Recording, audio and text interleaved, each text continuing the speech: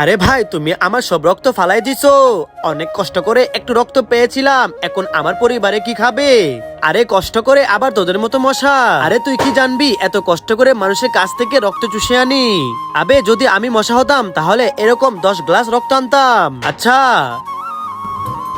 এই নে, এই ওষুধটা খেয়ে কিভাবে সহজে মানুষের শরীর থেকে রক্ত আনতে পারোস। চল এবার আমার সাথে।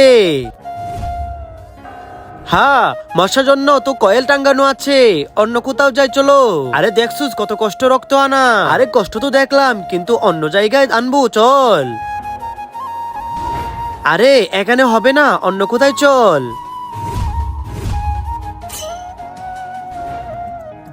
এই জায়গায় তো কিছুই নাই, চল ওর রক্তটা চুষে আনি।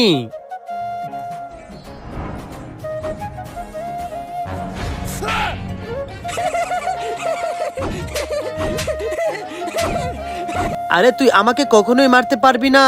আমাকে মারার জন্য কয়েল লাগবে, কারেন্টের মেশিন লাগবে, কিন্তু তোর কাছে তো কিছুই না। তার থেকে বড় জিনিস আছে আমার কাছে। কি আছে?